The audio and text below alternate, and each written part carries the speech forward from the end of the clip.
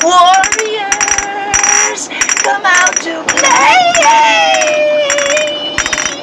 Warriors, come out to... What up, everybody? Scuffy here, and it is May 6th, and we are here. We are into Saturday, the weekend.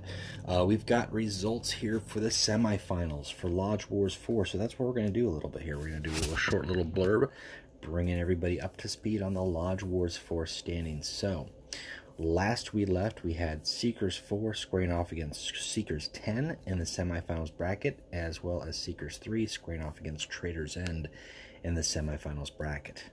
And the question was, is Traitors End going to break the third place curse that has plagued us for the last two Lodge Wars? And the answer is yes. Yes, the team pulled through. We have victories from Cobaltan and Alex87, who managed to move Traitors End into the finals. We are facing off against Seekers 10, who beat out Seekers 4. So, Seekers 10 and Traitors End are vying in the finals for first and second place. And then Seekers 4 and Seekers 3 are fighting over to see who will be the third place champion. This is really exciting stuff. Tournament-wise, I mean, unfortunately, I got a late start into the tournament season with several weeks by, and I really didn't get a chance to break down statistics. After this is all over, I'm going to take a look at the wrap-up, take a look at the Warlord breakdown for the top, probably top cut, and then final top three teams, and see how that looks out, just to kind of highlight that. I do want to show Alex87 shared his games. Cobaltan also shared his games, but they're for ladder viewing. And his opponent, he wasn't quite sure if his opponent would be okay with that. I think Alex87's checked with his opponent. So we're going to go ahead and watch these three games here, because they played, as you can see, they went 2-1 each to try to figure out. So it was neck and neck. It was tight games. So I'm not sure what order these go in. So we're just going to watch and tune in and check out. So we're watching Alex87's games. And he is running, if I remember correctly, that we've got Korax here, and I believe his other warlord is Thiel. So that's an interesting, I can't say interesting choice. If you've played against Alex87 in several tournaments in the past, he's rocked Thiel pretty much since day one, even before the Thiel buffs and following, obviously, the subsequent nerfs. So the more you play a warlord, as I've said in the past before, the more you play a warlord, the more familiar you become with that warlord, with that faction. You know your strengths and your weaknesses, and that really goes a long ways. It gives you a lot of options. It gives you a lot of knowing how a match is going to go, or at what point in a game you've lost control of the match, regardless of whether you're an aggro warlord or a control-based warlord, a warlord who thrives on particular matchups or particular skill sets. The more familiarity you have playing a warlord, I cannot stress it enough, that's just the best way to go. Always look to, if you want to start a new faction, if you want to start a new warlord, you're going to want to take a look at, let's see how it plays here, Bandit Supplies and probably the Mortar Strike, which is a solid strike out attack. You're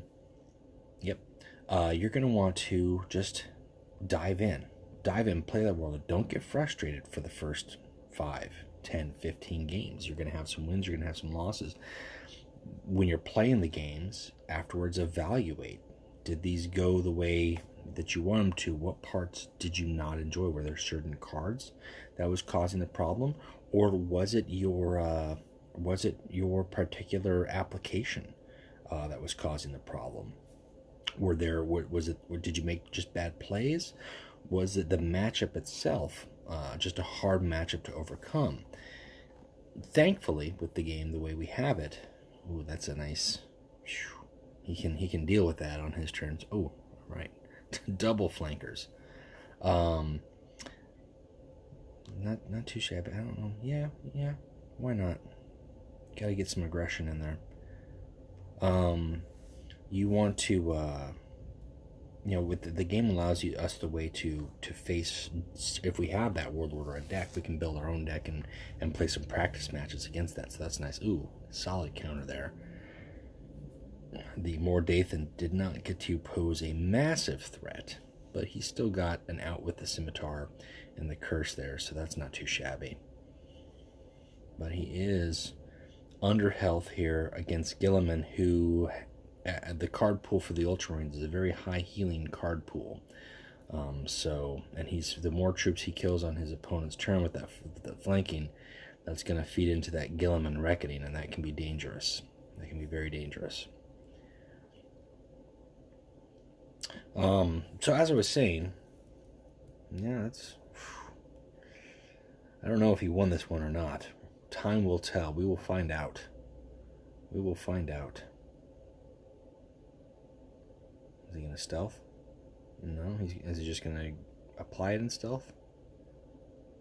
No, he's just going to go for the attack, which is probably smart, because you don't know what he's got in there. He's only played one anti-stealth card. He could play a second Joker Company or something. He could play. See, the thing is, I'm watching, so I'm part of this. I'm distracted by it because I'm watching. But part of this matchup, as you played these in a tournament series, as we've touched on a couple times before, you are knowing who your opponents are. You're knowing what they're playing. So, Godsire here has got the opportunity to build a deck, a Gilliman deck, and include as many tools as he possibly can that he think will impact the Raven Guard. Anti-stealth, frontline that he's going to be okay with losing, and obviously with Gilliman it feeds into his reckoning if you flank his troops on his turn. So just lots of healing, lots of ways to avoid the combo attacks, finding ways to break the combo. He's got methods. He's got methods that he can include. So he could put in there a Skitarii Peltasts. He's got double Joker Companies here. Perfect example of that. Going stealth is not a safe option for Kurz, or for Corax rather, I should say.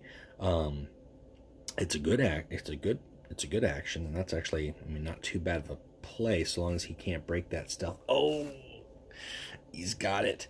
He's got the informant network, and that's, you can't. Yikes. That's just holding on to the right cards for the right time. And again, just a shining example of teching for a particular matchup that happens in tournaments. By the token, you'd like to think that Alex knew that he's going against Gilliman, so he built his deck with what he thinks is going to work best against Gilliman. Be that the additional sentencing? Is that what he's thinking of? Is he looking for a different build with Corax to stealth? Is he looking for, different support troops that he normally wouldn't use? For instance, that Mordathan is that outside of his normal box, but he figures if he can get some extra sentence damage on there, it might make the difference. It's hard to say. But in the course of that one action, he's all top deck at this point. It's all top deck, and it's not looking too great. He can get rid of that Joker Company, and he can go into Reckoning mode, and that's going to give him some sentenced damage, but it's not going to be great. And he's got Skitarii Peltasts, so I'm thinking by this matchup here, I don't think he was anticipating stealth in Gilliman, so he might have just played with this deck as like the possible way to counter anything that whichever deck he has. You're going against one of two warlords, so you've got a deck as your backup. Like, well, if I lose with this, I know I'm facing this warlord next for sure. If I lose against Gilliman, then I know for sure I'm facing his second warlord, and I have my second strong deck to go with that. However, if I don't face him, there you go. Boy. He's just got to put a body down just to put a body down. And that's rough. He's got him pinched with the jukebox. As much as I enjoy watching and talking and trying to give commentary, it's hard to keep two things straight. I'm trying to give commentary, I'm trying to give pointers and talk about thoughts, and at the same time watch the game and see what's taking place here. It's a losing battle. This is not good.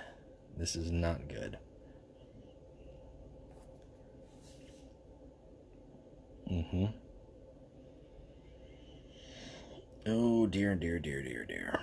Now, he's got the ability to put sentenced on and, take out a couple troops, but that's all he's going to be doing at that point. He's playing reactionary. He's got no cards in hand. He knows it. He's just trying to get bodies out, using that to draw a card. It's not a great position to be in. And we really haven't seen any of the big guns here from Guilliman yet.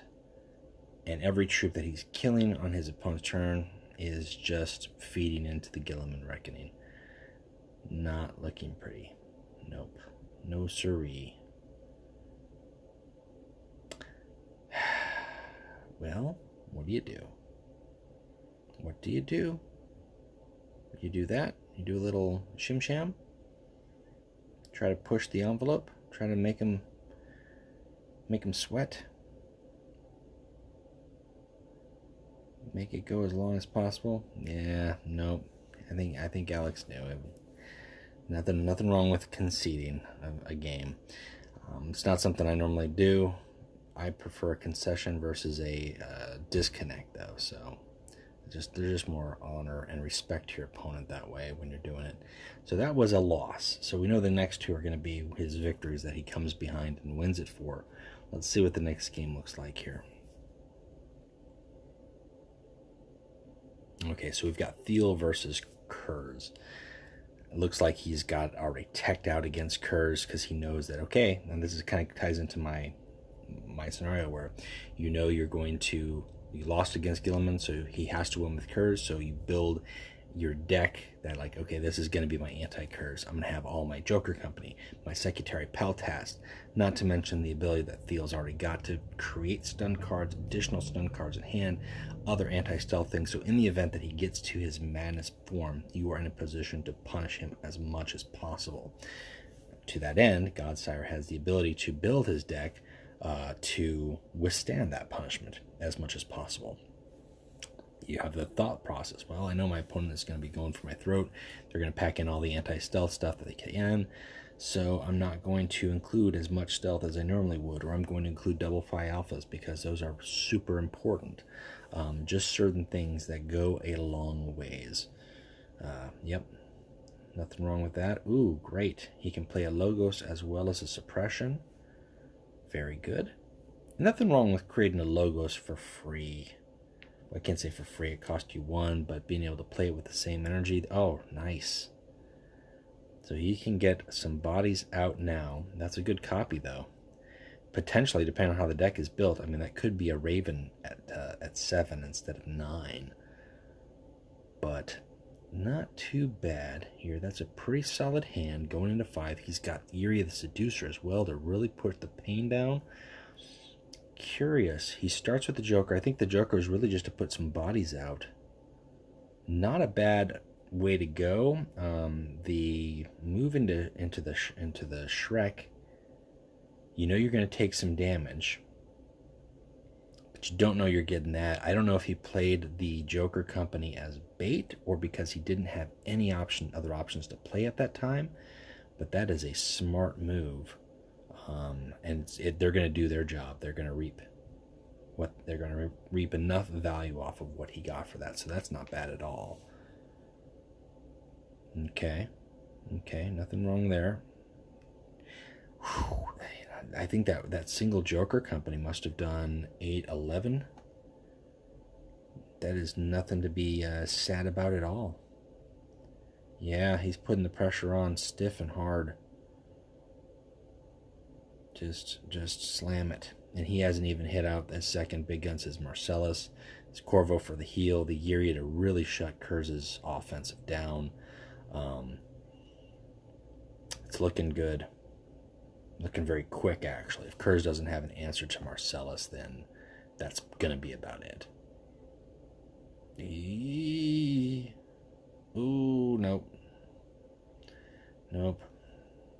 Yep.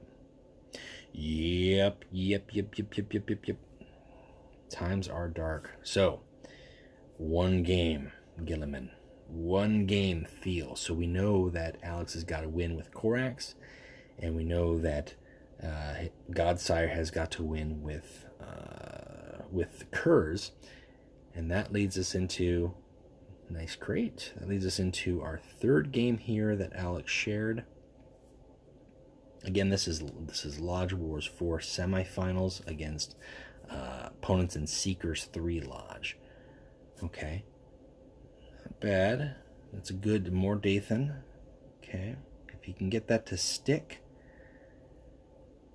Because just by the same token that now you've got your anti-Kurzes, or just a solid, you feel like a deck that could deal with Kurz very solidly, Godsire has the opportunity to have that alternate Kurz where he can have an anti-Raven Guard. So very interesting to see there how this plays out. And he's taken some tactics, damage, burn, but early on in the game that's actually not too bad for him. Late in the game is really when that card kind of becomes painful. But early in the game it gives you a lot of a variety of options, and losing one or two early on for what you might potentially be drawing could be worth the exchange. We've got double abandoned supplies, so what's he abandoning into? Okay, alright, well, he went into one of those, was a Recon Talon. And flank is not going to do you too much if it's just a Warlord. Though that doesn't mean that that's always the case. I think he's going to probably put out more Dathan here. He might eat the 2, but if he puts out more Dathan, that's a solid 6-drop play. Unless his options change here. So is he going to go? Yep. Going to stick with the more Dathan.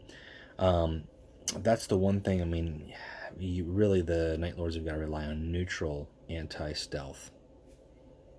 Secretary Peltas still going to put in its work there. That's still effective. There's nothing wrong with that. There's a lot of things that you can't necessarily deal with. Do you go for the Jubok? Or you're going to flank with the Jubok? Going to use the Scimitar Bikes on the Jubok? Yes, he is. And then next turn, theoretically, he could drop Shadow Wardens. He could also hold Shadow Wardens until Kurz goes into Madness, which would be very interesting to see. But at the same time, I think he really should bait out some damage or destruction cards there to make the most value out of that. I don't know. I don't know which way he's going to go here. Yeah, you got to eat the 4. So do we break that Talon and then do abandoned supplies? I think so. Nothing wrong with that. Save that Peltas for crutch plays. Absolutely. And you want to do as much damage as you can, especially now. I mean, the Apotheosis Kurz, Apotheosis Night Haunter is a thing. It's not huge, but it's an option. It's a possibility. And if the games go that long, just that extra attack can go the distance. Okay, all right. So he's really not going to anti-stealth it though. Just breaking the stealth. At the very least, his troop is vulnerable. All right, that's unfortunate. But you are able to inescapable that up, so it's not going to cost him much here, and you can get rid of that Recon Shadow Wardens. Is he going to drop Shadow Wardens now? This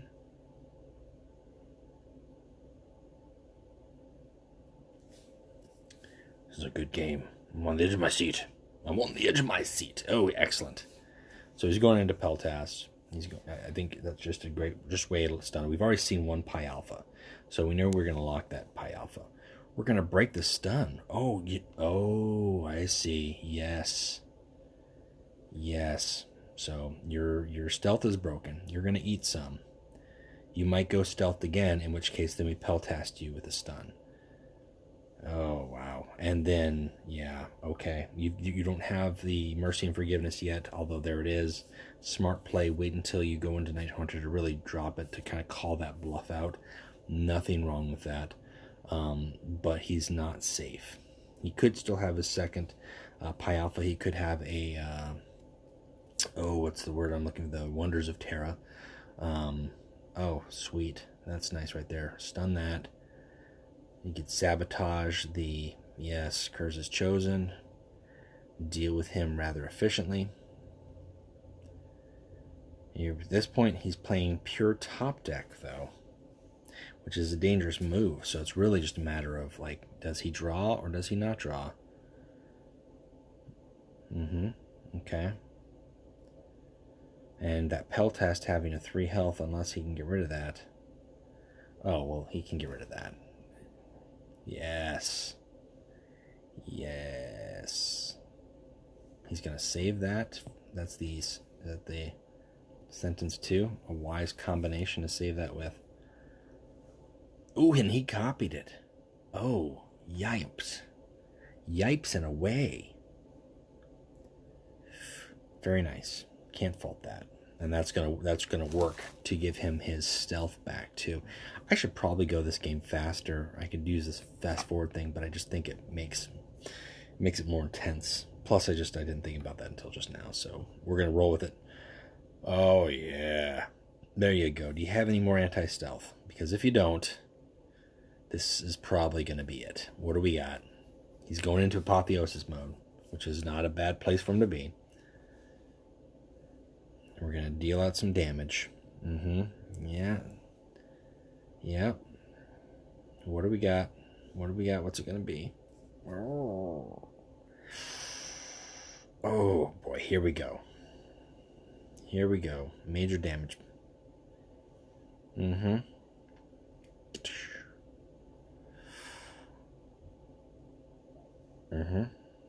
Yep. Got to put the pressure on. You got to put it on while you got it, and that is going to do it. Wow, nice. Yeah, definitely top decked into that second card there, too. Dangerous way to play, but it worked out just in the same way that, Kurz was going for that apotheosis. Nice games. And with that and Koboltan's victory, that moves Traitors End into the finals. So after this week, we will either be first place in a Lodge Wars finally, breaking that third place curse, or second place, still breaking that third place curse, and that's always nice. I just like to see that.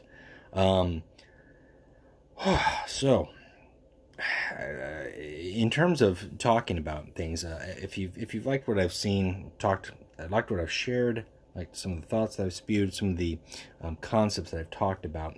If you haven't already, subscribe to the channel. I put stuff out on that stuff all the time.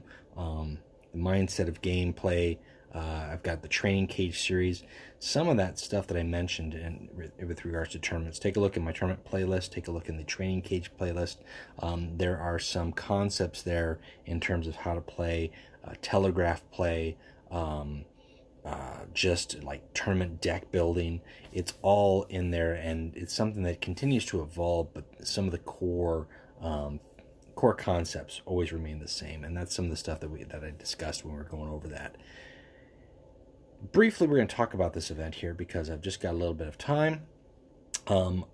We've got a 4th Warlord coming out here, Nasir Amit and Ascalon. Personally, I like Amit myself. I really hope that the Loyalists will win, but it's not looking too great. It is a fest between World Eaters and Blood Angels, and the World Eaters are just more vicious with their decks. I'm running Dragar right now with this current run. I've only done a couple single runs, just kind of testing it out.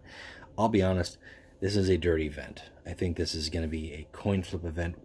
There's a couple Warlords there that are better than others, but really it's who gets to go first and plays their card first versus solid matchups or skill. And it's unfortunate to see an event that has a Warlord selection as a prize be that kind of one-sided style event, because we see those all the time. Those are types of events where, like, well, you knew what side was going to win because they had all the good decks and the other side was playing with crap Warlords. Well, unfortunately, in this instance, it may determine that we end up getting Ascalon as our 4th Blood Angel Warlord. So be it. If that's the case. We still got like a week and a half to go before we get to that point. Wish everybody luck in competing. Top 10 lodges in this event. If you place in the top 10 lodges, then you'll receive a copy of that Warlord in your reward crate, so you won't have to worry when it gets in the shop or hunt for it in crates. So it's a great way to get a new Warlord, a free Warlord. And that's really kind of it. That's what I've got to go over today with this video. We were talking about Lodge Wars 4. We're bringing updates into how's it going on. And with that being said, everybody, have a good weekend. Keep playing Legions, and we'll talk to you next time. Bye.